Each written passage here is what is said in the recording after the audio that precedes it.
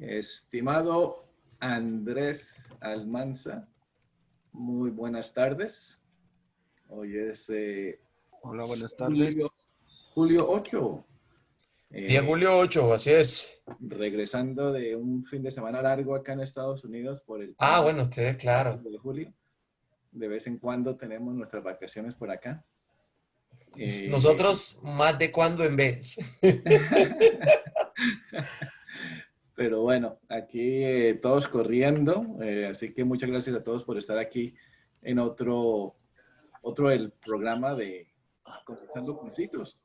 El tema de hoy es un tema muy interesante, es un tema acerca de la importancia del ciberseguro en este mundo súper conectado. Mientras esperamos a nuestro invitado especial a que se conecte, tiene unos problemitas de conectividad, pero ya se está conectando. Pues podemos comenzar la conversación, Andrés. Sí, claro que sí. Este Primero que tema de todo, seguridad, bueno, y para todos de nuevo, primero que todo, como decimos siempre, este evento es para todos ustedes. Si quieren conversar, levanten la mano, les habilito el micrófono o por el chat, no estamos conectados. Estamos aquí para aprender de todos. Si alguno de ustedes tiene expertise en expertise ahí, ¿no? En esto ¿no? de ciberseguros, por favor, acompáñenos. Sí. Estimado, este tema de los ciberseguros es un tema que es muy importante y está tomando mucho más auge. Acá en Estados Unidos y en Europa, yo sé muy bien que se usa mucho. En Latinoamérica, ¿se está utilizando o no se está utilizando? Sí se viene usando. Pues te voy a contar una anécdota, Edgar. Cuando tuve el privilegio de trabajar como CISO en una compañía, y estoy hablando del año 2000, desde el 2008 hasta el 2013 que trabajé en una, en el 2011 ya comprábamos en el 2012 ya comprábamos un ciberseguro. En 2012. Sí, señor. Sí. Wow. Una empresa colombiana, netamente colombiana. ¿Sí? Acudimos a esa figura entendiendo un poco como la naturaleza de las dinámicas virtuales.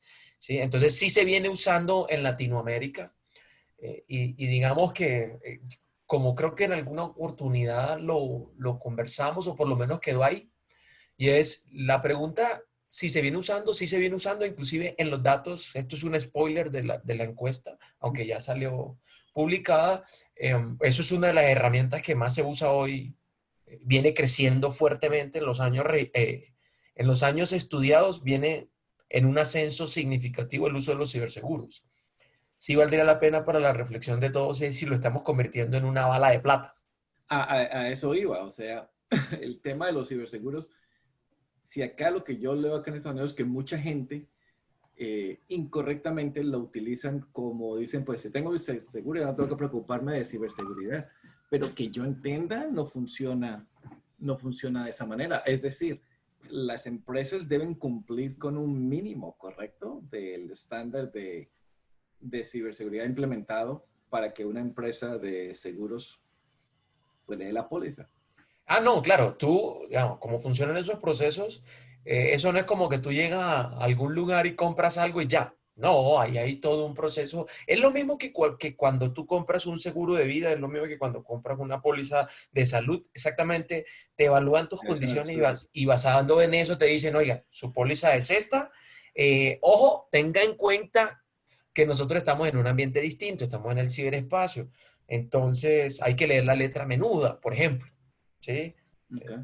¿Sí? Porque las letras menudas son importantes leerlas, porque muy Una, probablemente, una encuesta rapidita aquí de los que nos están acompañando. ¿Cuántos de ustedes, sin decir el nombre de la empresa, cuántos de ustedes están utilizando ciberseguros? Porque eso nos daría una sí, información claro. casi inmediata eh, de los ciberseguros. Pero una pregunta, Andrés.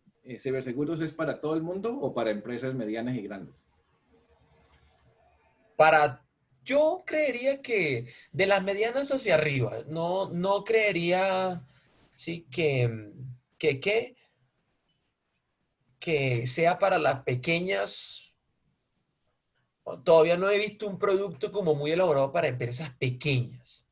Recuerdo el reporte y podemos compartir este reporte después, el que tú compartiste conmigo, que se vio muy interesante acerca de qué es ciberseguro. Y es nuevo, ¿no? Es de ahora de julio. O sea, Sí, sí, no, ese es relativamente fresco, exactamente. O sea, digamos que se está conectando otro Andrés Almanza. muy probablemente está, Es ese Andrés. debe ser Andrés, que yo le pasé el link que me mandó a mí. Entonces, claro, está el registro mío. ¿Sí?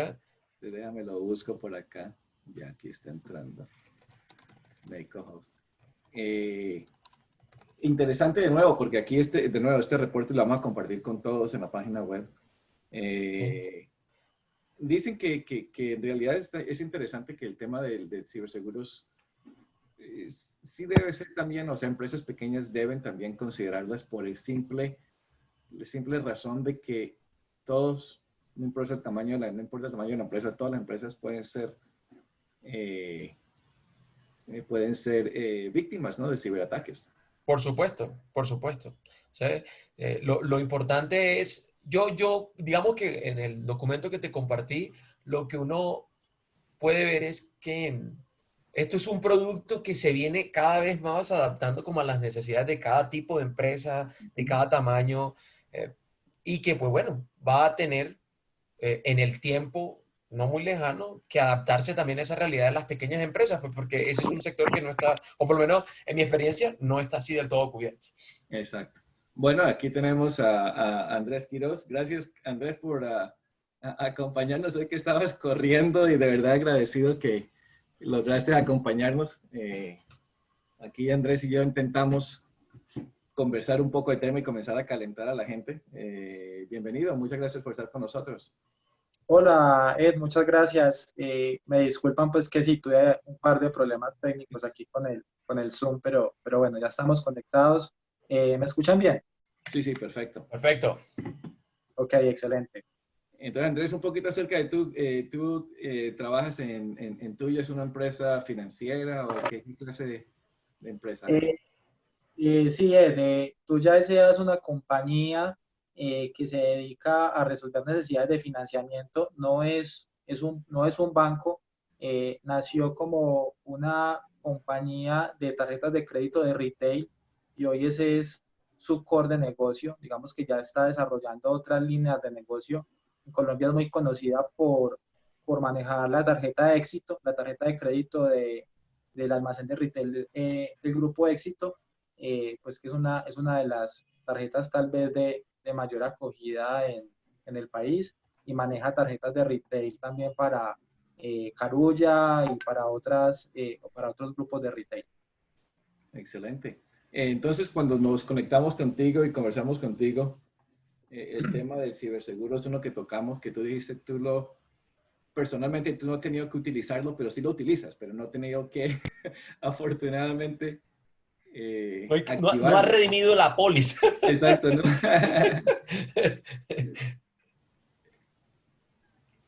Andrés se puso en modo Qué pena multitarea. que los perdí. ¿Me están escuchando? Sí, sí, aquí te escuchamos bien. Entonces, lo que decía era que en la conversación antes de esto, tú dijiste que tú eres cliente y tienes una póliza, pero afortunadamente no has tenido que activarla o utilizarla, ¿correcto? Sí, así ¿Por qué, es. por qué decidiste, como CISO o director de ciberseguridad, tener una póliza? Pues mira, yo creo que es que hoy, desde el espíritu de resiliencia en los modelos de seguridad, en las capacidades de seguridad de las compañías, ya la pregunta no es eh, si me van a atacar o no, si voy a llegar a ser víctima de un ciberdelincuente o no, sino cuándo.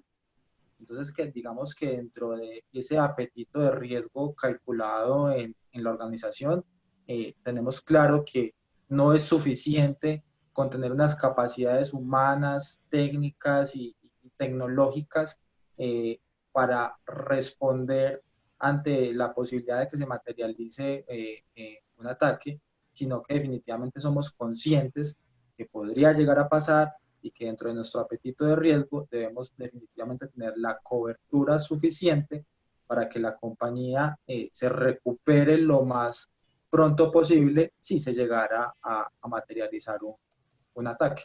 Aquí sí, toco madera, como decimos en Colombia. Exacto. Y bueno, y esa decisión de tomar, de estudiar y ver la necesidad de tener un seguro, ¿quién la toma al fin? ¿Es algo que viene de tu parte, algo que viene del grupo financiero, de otra parte? ¿Y quién toma esa decisión final? Mira, no solo en tuya, sino en empresas muy cercanas a tuya en las cuales he tenido la oportunidad de estar. Esta decisión siempre tiene que venir apalancada por prácticamente las tres líneas de defensa de la compañía, e incluso desde su nivel de junta directiva y de comité de presidencia, porque al final el apetito de riesgo es algo que no construye solo seguridad o que no construye solo riesgo, sino que construye toda la compañía en sus distintos niveles, y creo que esta no ha sido la excepción. En el caso de Tuya, yo tengo que destacar que tenemos la fortuna de tener un CEO que sabe de seguridad, que le preocupa muchísimo la seguridad, que incluso ha hecho cursos de seguridad.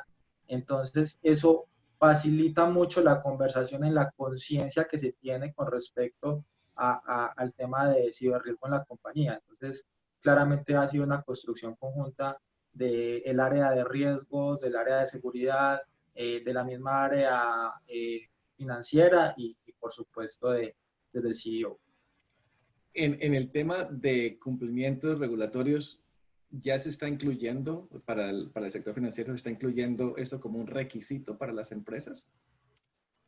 Pues mira, yo te diría que hoy en el sector financiero en Colombia no es un requisito explícito, pero de alguna forma en la interpretación que uno hace de las distintas normativas, esa capacidad de poder responder a nivel de ley de protección de datos, de tener ese tipo de coberturas ante la posible materialización de un incidente de seguridad, al final te termina obligando a tener ese tipo de cobertura, más por la responsabilidad que debes tener frente a tus clientes y frente a los terceros con los que tienes relación.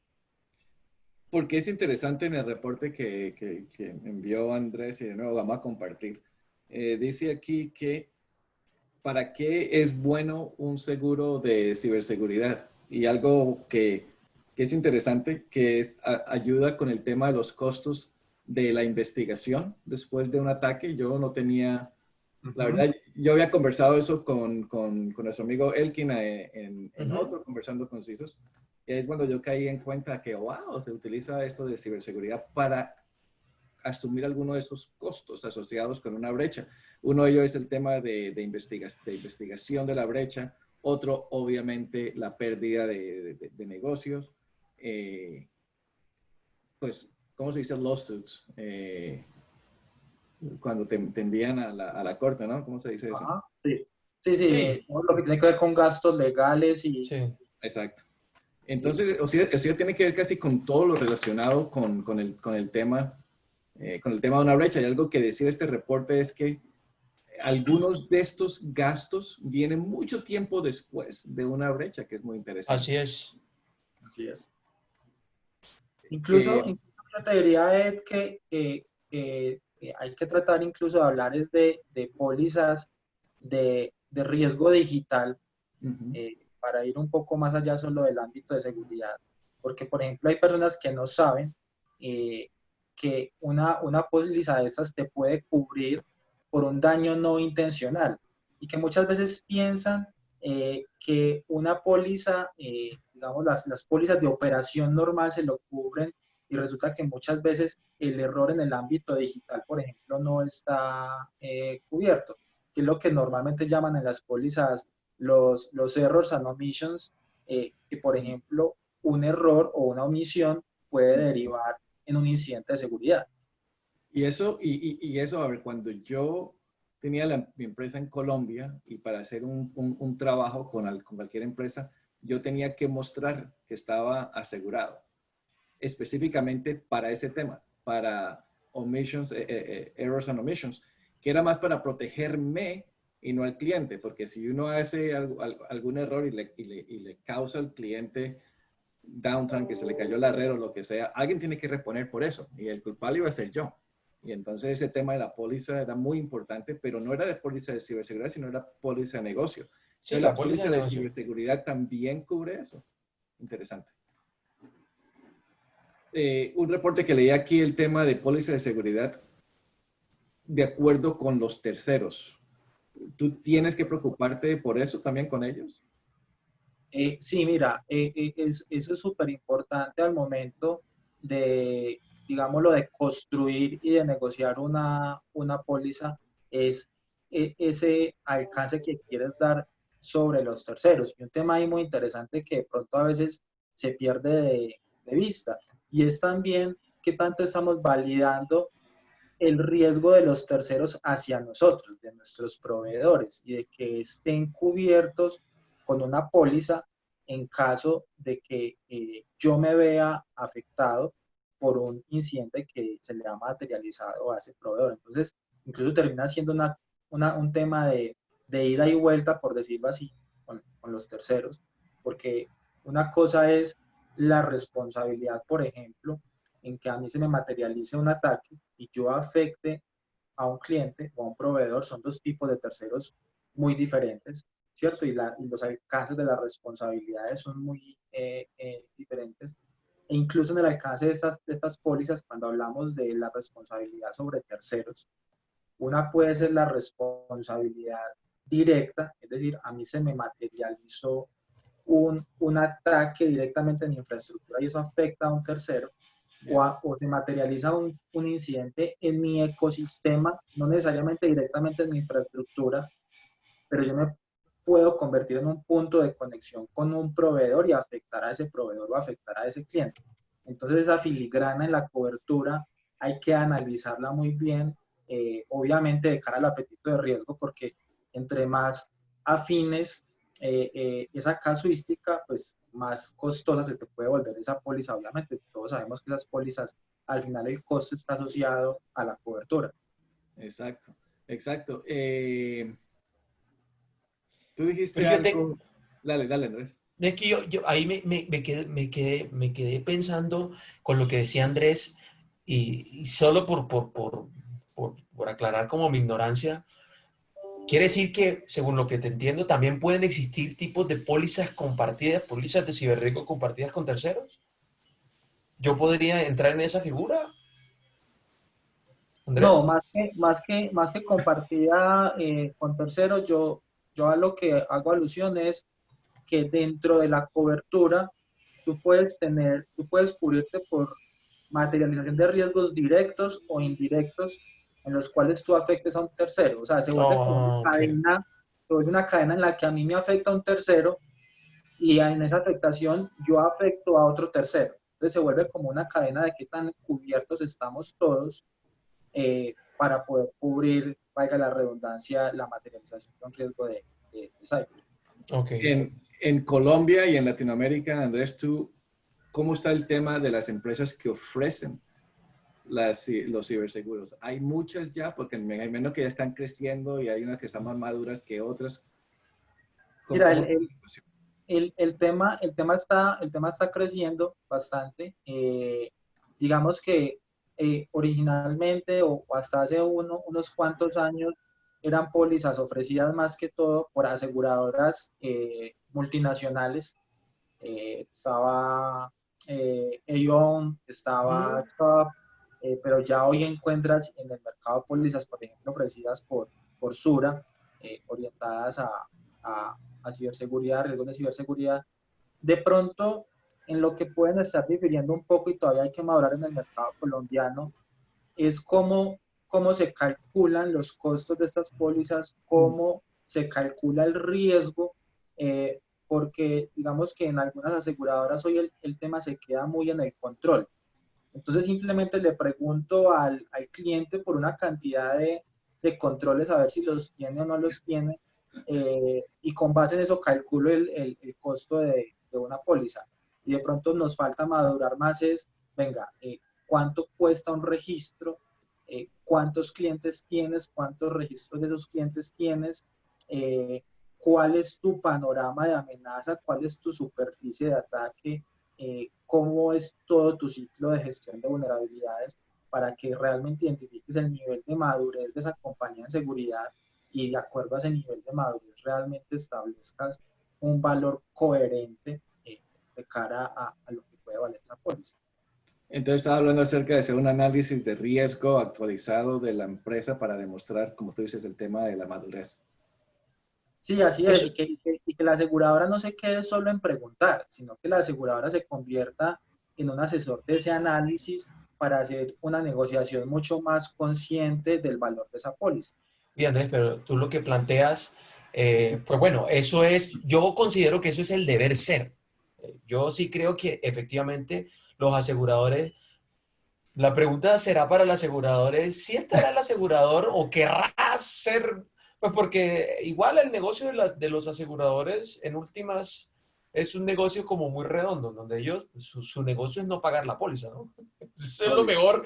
Entonces, imagínate tú que el asegurador me esté a mí siendo un consultor para decirme, oiga, ojo que usted no está implementando bien el control. Y entonces, sí, sí, o sea, como que o sea, yo lo veo como esos espacios utópicos que deberían ser, porque en última es el beneficio para igual, porque Pero incluso si lo piensas bien, yo diría que puede ser, esa asesoría puede ser un arma de doble filo. Un por eso, arma de exacto, doble filo a eso voy. en el que el asegurador te dijo, te dije que invirtieras o te dije que modificaras y no lo hiciste. Exactamente. Y aquí está documentado. Entonces, al final creo que es que se vuelva también un poco de responsabilidad compartida en el análisis de cómo se estructura la póliza y que no sea simplemente como tú dices, como a veces todos sentimos a las aseguradoras, al final el objetivo es no pagar. No Ajá. pagar. No, Entonces, exacto.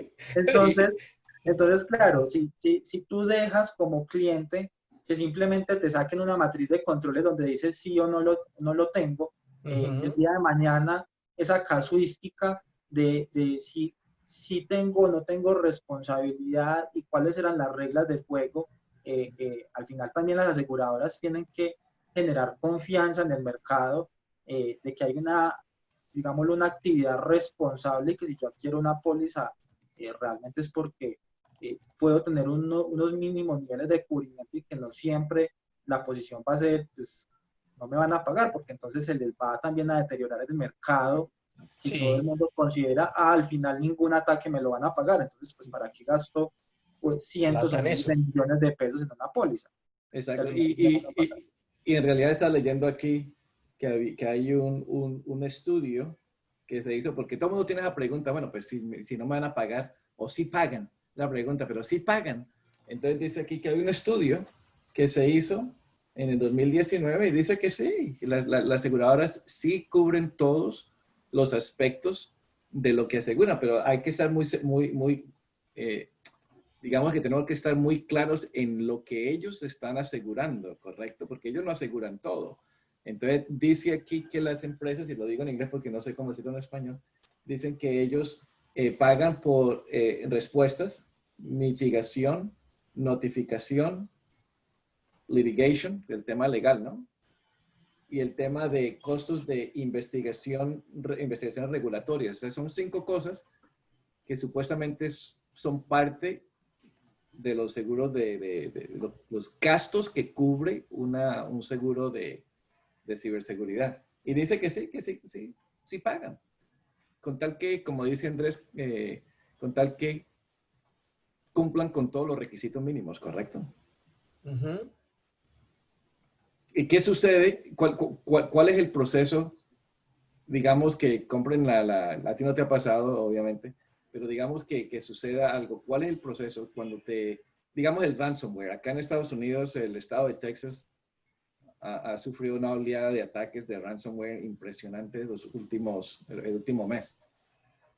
¿Hay seguros de ciberseguridad enfocados solamente en ransomware o son incluidos como partes del seguro completo? Mira, no que yo conozca específicas solo para eso. pero sí se ha convertido en un capítulo muy específico en esas pólizas, el tema de secuestro de datos, porque dentro de la cobertura tú podrías incluir, y esto que quede acá entre nos y el mundo del Internet,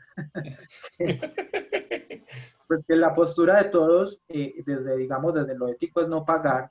Sabemos que eso no obedece a la realidad en la industria, y hoy en las coberturas se incluye. Hoy tú puedes incluir en la cobertura un monto, si llegaras a verte en la obligación para poder restablecer tu servicio, de pagar. Yo siempre he pensado que eso tiene una filigrana ahí Sí. complicada, porque ustedes saben que, por ejemplo, en el mercado de los Estados Unidos, un mercado que es tan estricto con el tema de estar muy atento al tema del lado de activos y financiación del terrorismo. Ajá. ¿Ven qué tanto te van a ayudar a pagarle a alguien que no sabemos si está detrás de una célula terrorista y esta es su forma de financiamiento, o es un ataque de Estado y estamos hablando, no sé, de un Estado que está en una de estas listas restringidas, un Corea del Norte, un Irán, y lo que estás haciendo es financiar una actividad ilegal? Entonces, aunque hoy lo ofrecen en las coberturas, yo siempre he tenido mis dudas realmente de materializarse esto, y que la empresa decidiera pagar. ¿Qué tan fácil va a ser que la aseguradora realmente suelte un dinero para pagar un rescate de datos? Y es interesante también saber, ¿no? Que no van a cubrir todos los gastos, Ujú. asumen algunos de los gastos que tú sabes que vas a tener. El tema de cuánto te va a costar contratar a un tercero para investigar qué sucedió después de una brecha. Uno puede asumir, bueno, va a tomar 6 meses, 8 meses y va a tener estos gastos.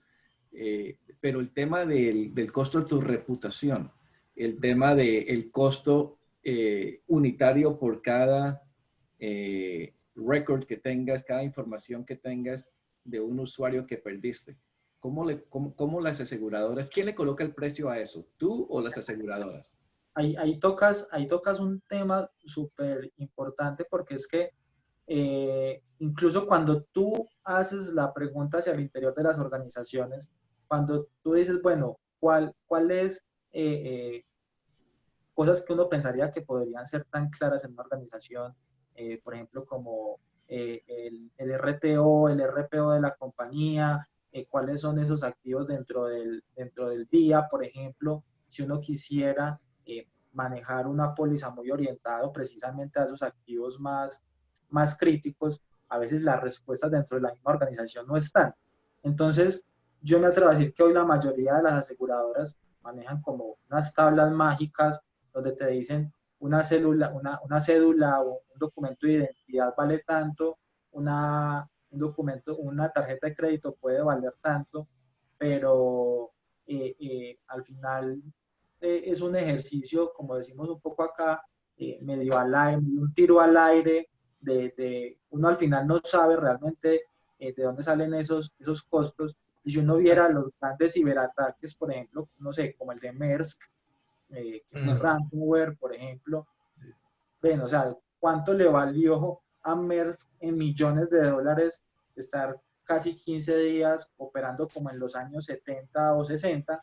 Y si realmente una póliza, por más bien que estuviera, creyeran estar bien calculada, iba a cubrir ese impacto reputacional, operativo, etcétera, etcétera. Más el operativo, porque eso, yo no sé cuántos de ustedes escuchan un show que se llama Darknet Diaries.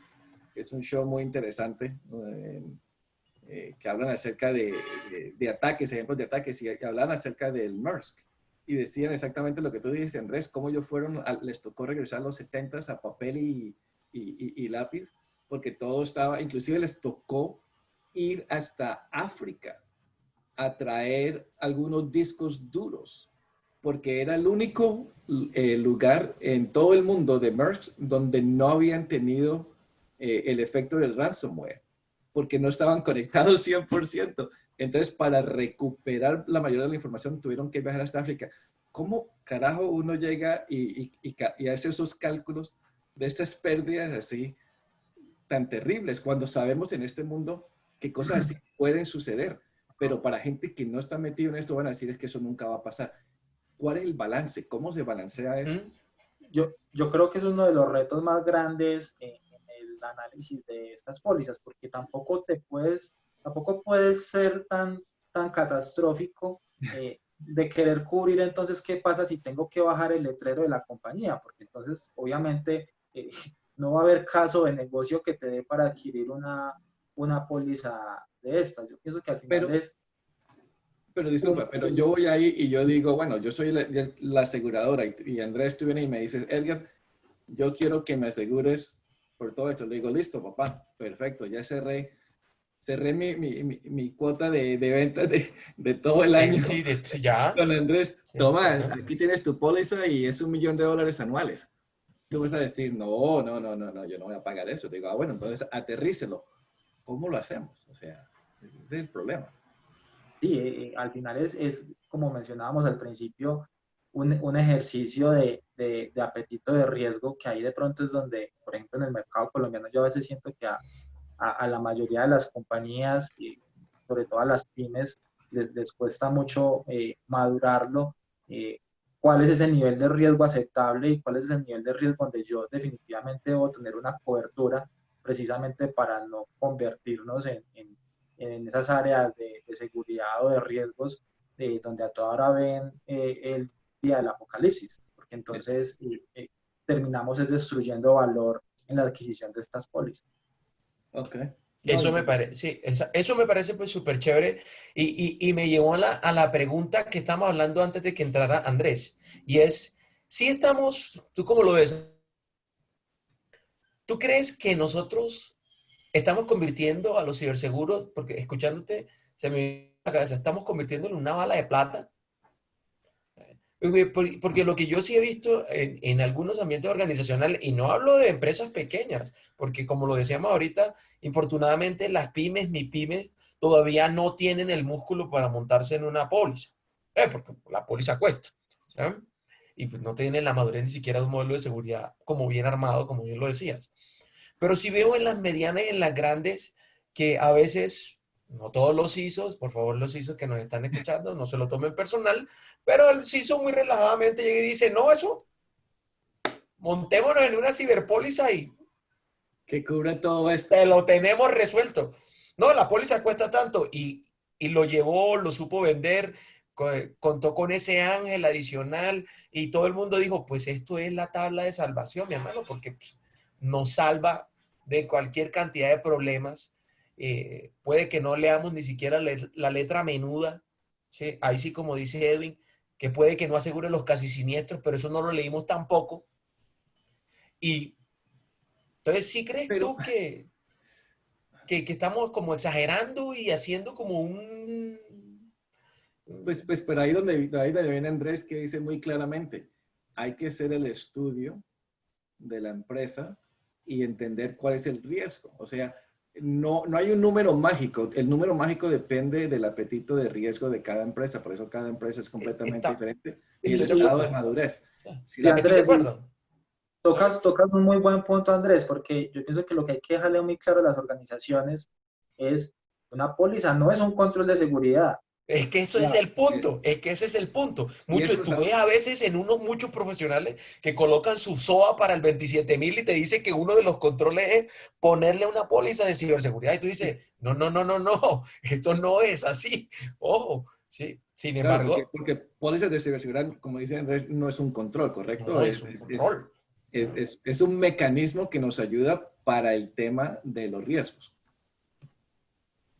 exactamente, o sea, es una medida para de alguna forma tú mitigar el impacto de la materialización de un riesgo, pero la póliza, o sea, tú no le vas a sacar la póliza al ciberdelincuente y él va a decir, no ataquemos a X empresa porque Sí, ellos tienen póliza. Eso no va a pasar. correcto. O sea, el ciberatacante no me va a decir, no voy a atacar a tuya porque resulta que tuya tiene una póliza. No, esos manes no hay que atacarlos. No, eso no va a pasar. Sí, exactamente. Me parece que esto es súper clave. En tu experiencia, Bueno, tú dices que pues ya hay muchas más empresas aseguradoras en Colombia. Ah, ¿Cómo está el CISO en Colombia, el CISO en Latinoamérica, en tu experiencia, utilizando ese tema de ciberseguridad o de pólizas? Pues mira, si uno mira las cifras del mercado, uno sentiría que para el desarrollo que ha tenido falta mucho por hacer.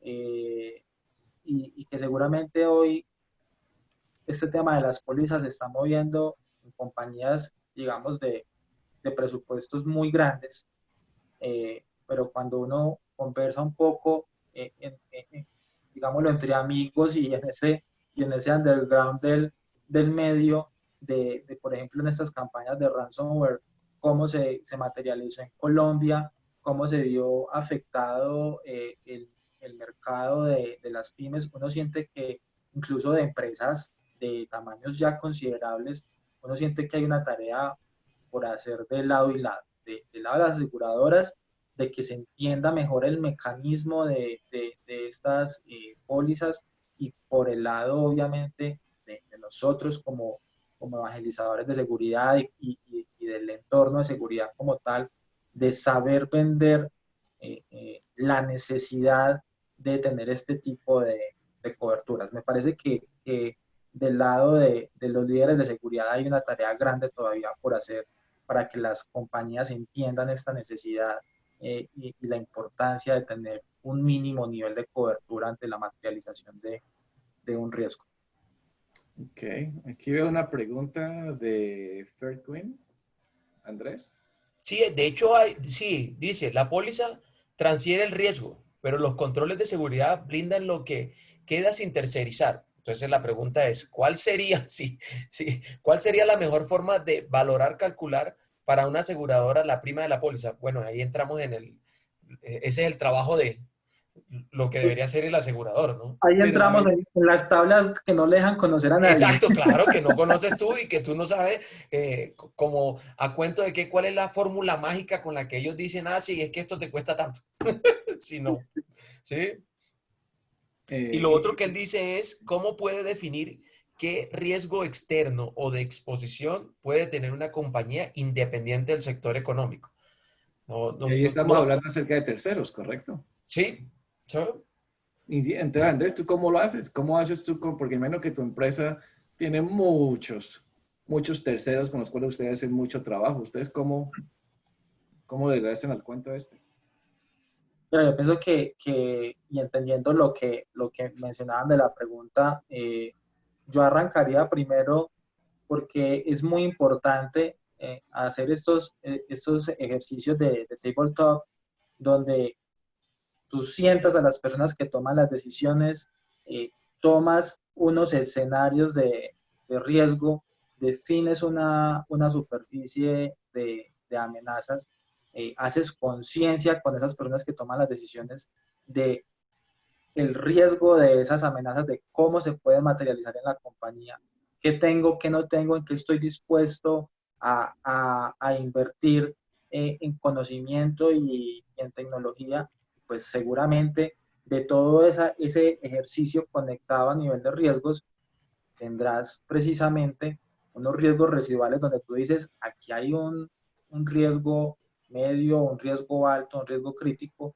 donde posiblemente carezco de alguna capacidad humana o tecnológica y me debo cubrir, debo precisamente, como mencionaba el amigo, transferir parte de ese riesgo. Yo creo que tiene que ser un ejercicio conectado muy desde el alto nivel. Yo tuve la experiencia de hacerlo en una de las compañías donde estuve.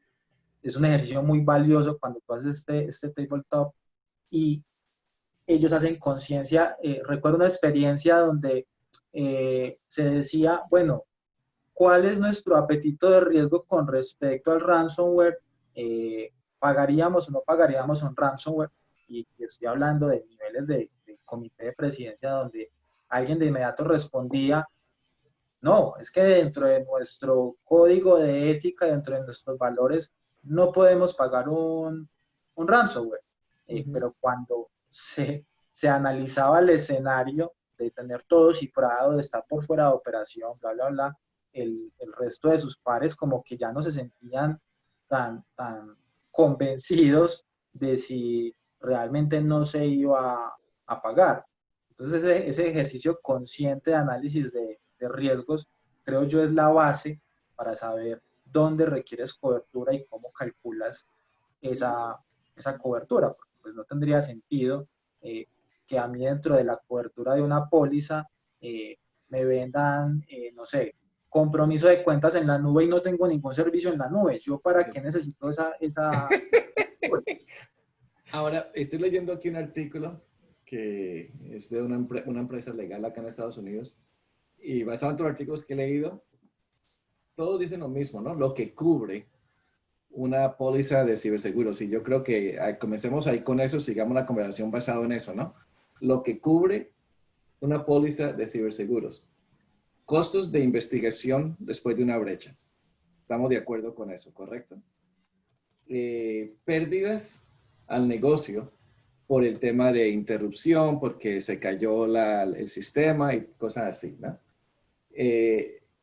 Costos de notificación a aquellas personas que fueron afectados. En tu caso, Andrés, a ti te afecta eso, ¿no? Por tus clientes, con el tema de tarjetas de crédito y todo eso.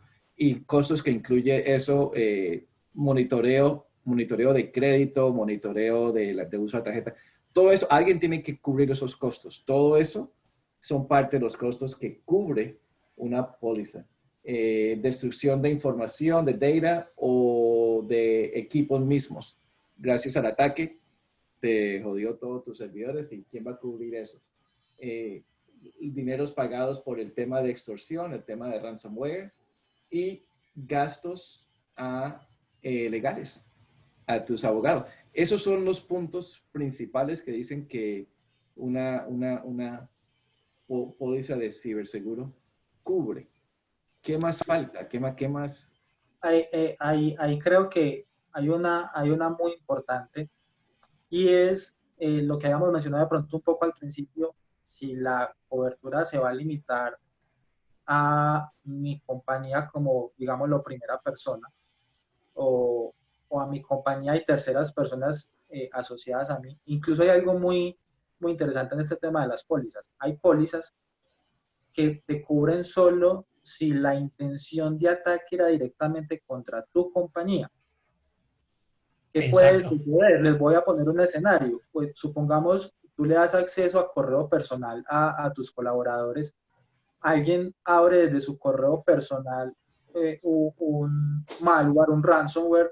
El ransomware se materializa en tu infraestructura, pero si no tenías la cobertura, digamos, sobre un ataque, llamémoslo indirecto, no te van a cubrir. Porque van a decir, el objetivo de ese ataque fue tu empleado, no fue tu compañía. Entonces eso es muy importante en esa filigrana, precisamente, O sea, de que cubra ataques derivados. Es un tema muy importante ahora para el tema de COVID, porque es otro que están diciendo aquí, que en ese artículo que estoy leyendo, que dicen que el tema de que la aseguradora anteriormente se enfocaba en tu entorno físico, ¿no? ¿Cómo ha cambiado eso y qué tan fácil es cambiarlo ahora con el COVID, que todos estamos trabajando desde casa, para incluir ahora los trabajadores remotos? ¿Qué tan fácil es hacer esas adiciones, esos cambios a unas pólizas de ciberseguro? ¿Y se pueden hacer en el camino? ¿O hay que esperar a que termine la primera y comenzamos con la otra? Mira, eso siempre va a ser un proceso de negociación. Una póliza siempre puede ser objeto de revisión de su cobertura, pero lo más seguro es que siempre que esa revisión sea en función de ampliar la cobertura, te va a valer un poco más. Pero sí, las coberturas siempre pueden estar sujetas a negociación. Y bueno, y creo que otro tema importante en la lista que mencionaste, de pronto no la escuché, no sé si lo mencionaste, es un tema muy particular con las coberturas cuando se trata de amenazas avanzadas persistentes. No, Y es acerca de eso. que yo puedo tener la póliza contratada hoy, pero yo debería tener presente en la cobertura que si yo tuve una amenaza avanzada persistente durante 2 años, me doy cuenta dentro de un año ya, en teoría esa póliza ya no la tengo incluso, por ejemplo, con otro asegurador, que yo pueda hacer una reclamación sobre la póliza porque en el momento en que se materializó esa amenaza, yo estaba asegurado por esa compañía. Y eso incluso hoy se deja explícito en las pólizas, digamos, pues en esas maduras, yo puedo proyectar una afectación por una amenaza avanzada a partir del momento en que inicia la cobertura y decir, mire, yo necesito por una amenaza avanzada, por persistencia, estar cubierto por 5 años. Entonces, la póliza se puede acabar dentro de un año, pero yo quedo con 4 más y dentro de esos 5 me doy cuenta que había sido comprometido durante la vigencia de la póliza. Sin embargo, debo suponer que en esa misma medida, pues tú que tienes más experiencia, ese tipo de pólizas pues tendrán unos costos mucho más elevados. Sí, sí, claro. Por supuesto, o sea. Entre más te quieras cubrir, eso Pues siempre, el costo va a ser directo. Es que, exacto, es que tú mencionas un caso muy, muy, muy especial, porque el caso de las APTs, que son las amenazas desconocidas, que pueden ser nuevas, que pueden... Entonces, hay mucha gente, no, listo, como hay tanta amenaza, entonces pongamos una ciberpóliza y un momento, porque puede que el asegurador no le esté diciendo sobre qué tipo de amenazas y sobre las nuevas puede que no trabaje, entonces tiene que ser como una relación. Ahí sí me devuelvo a tu comentario. Ahí sí vendría bien una asesoría del que vende la póliza para decirle, venga, tenga en cuenta que los ataques todos los días cambian. ¿Sí? De nuevo, y ahí hay que estar de nuevo lo que decía Andrés al principio, ¿no? Cuando comenzaba, que uno tiene que saber a qué está expuesto como empresa. ¿Sí? Si tú eres una pyme, probablemente no vas a hacer el enfoque de un APT. ¿Correcto?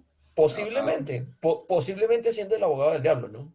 Depende de clase de negocio, pero most probablemente sabemos que los APT son usualmente por gobiernos de estados, ¿no? La mayoría de los casos. El tema de Zero Day que estamos viviendo este fin de semana que salió con el patch en los F5s. En F5, así es. ¿Cómo estás tu empresa cubierta en este caso? O sea, tú tienes tantas prioridades que no puedes colocar todas al mismo tiempo. ¿Y cómo funciona entonces el tema del seguro en estos casos? Te jodieron porque se entraron por el Zero Day de tu F5, pero todo el mundo ya sabía que tenías que hacer el patch y no lo pudiste hacer a tiempo.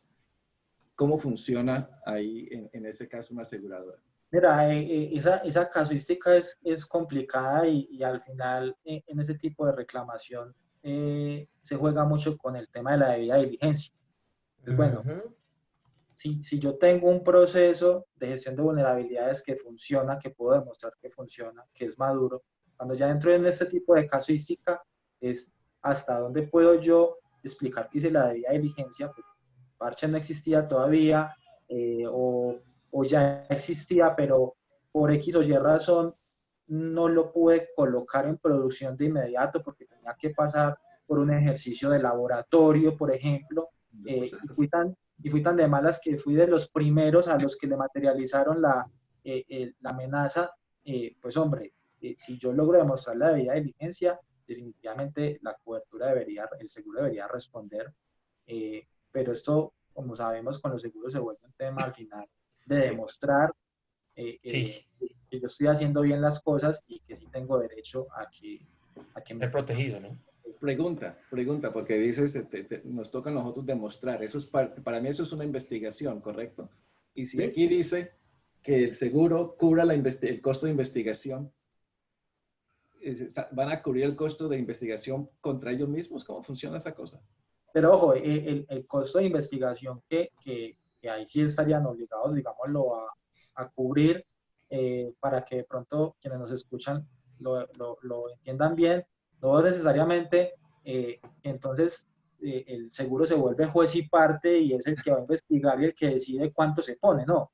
Tú contratas tu equipo de investigación y supongamos que los gastos que cubre la póliza, no sé, son hasta $100,000 en gastos de investigación, pues tú sabes que ese es el presupuesto que tiene Okay.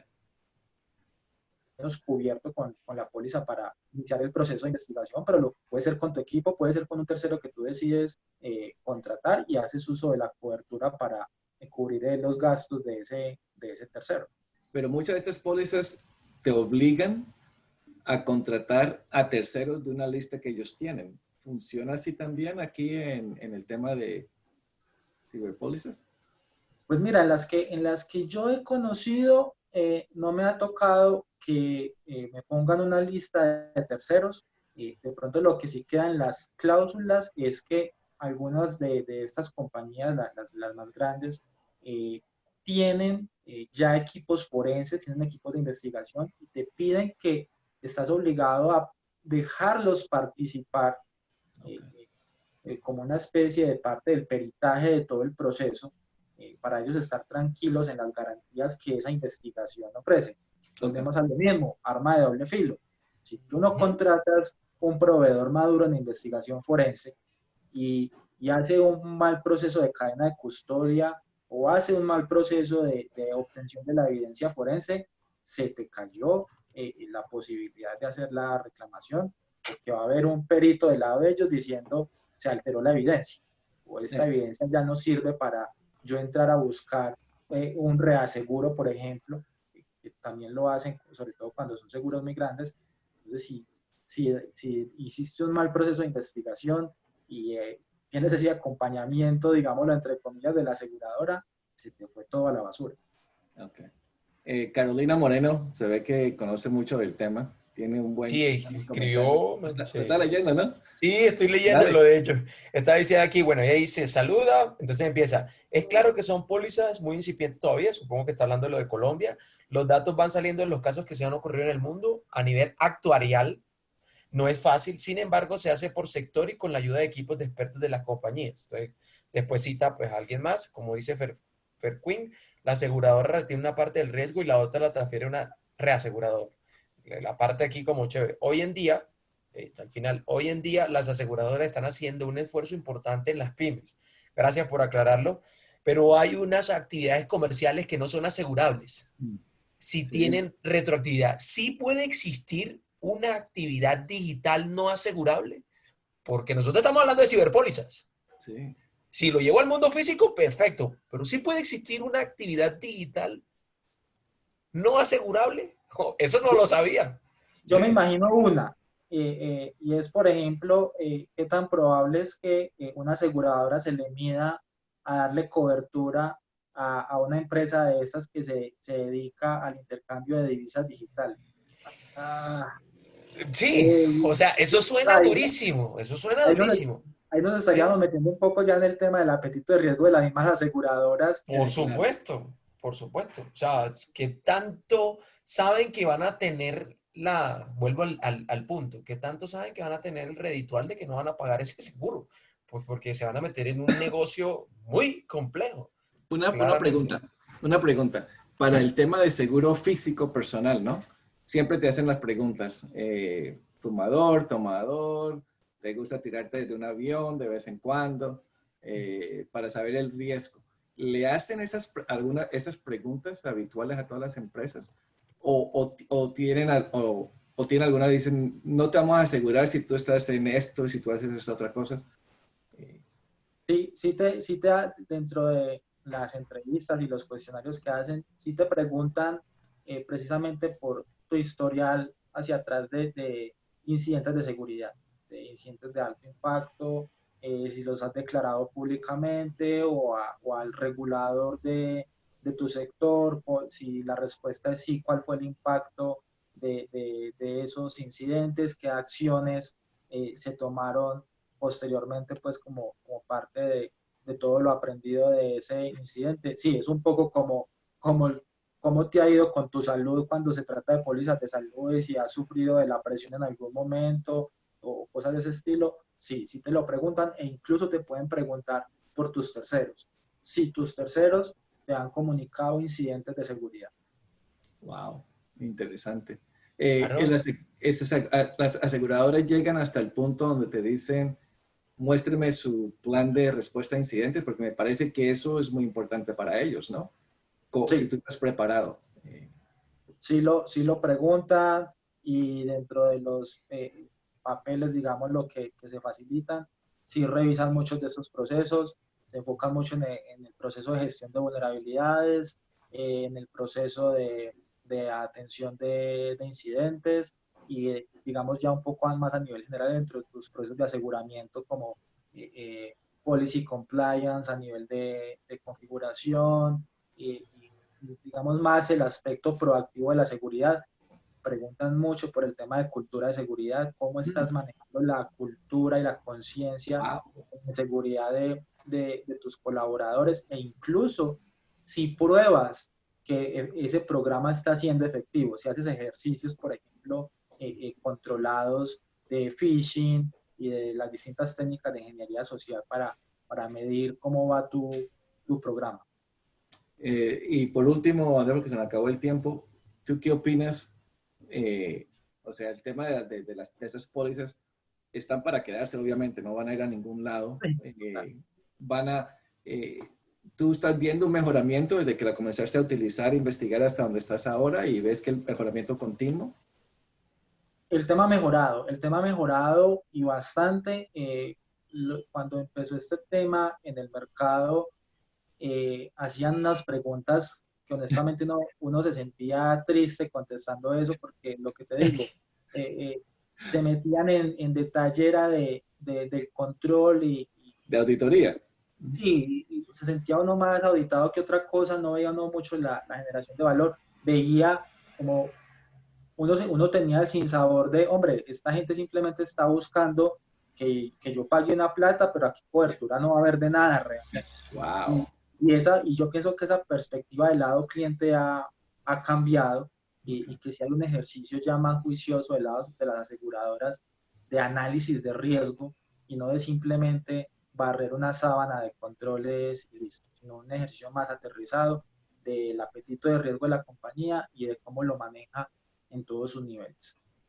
Y por último, ¿tú como CISO recomiendas a colegas tengan póliza? Sí, total.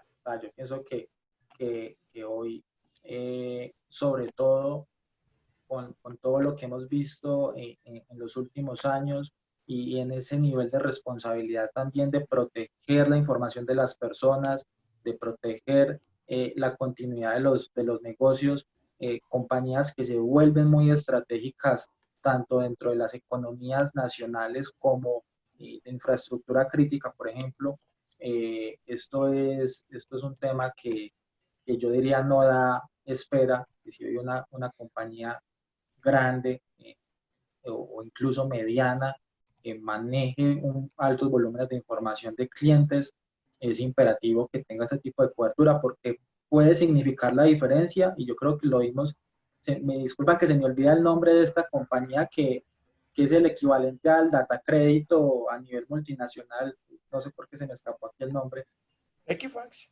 Equifax se recuperó más rápido porque tenía muy buenas coberturas y el tema de haber podido apoyar a sus clientes en todo el tema de monitoreo de fraude transaccional, todo eso al final fue apalancado no solo por su capital, sino por coberturas adecuadas a nivel de seguros. Entonces creo que es parte del ejercicio responsable que debe hacer cualquier CISO.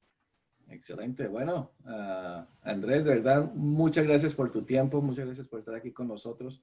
Información, aprendí mucho, aprendí mucho acerca Sí. de este tema tan interesante y es algo que como consultor entonces voy a comenzar a empaparme más en el tema para poder ayudar más a los clientes y decirles esto sí es de verdad importante, ya está a un nivel más maduro. Así que Andrés, muchas gracias, de verdad. Sí, A ustedes Andrés, de muchas verdad. gracias por el Sí, ratico. yo también me puedo decir, estaba en el 5%, creo que ahora aumenté al 7%. Sí, 5%. Ah, sí, ciberseguros, claro, yo he visto los Hay mucho ciberseguros, más.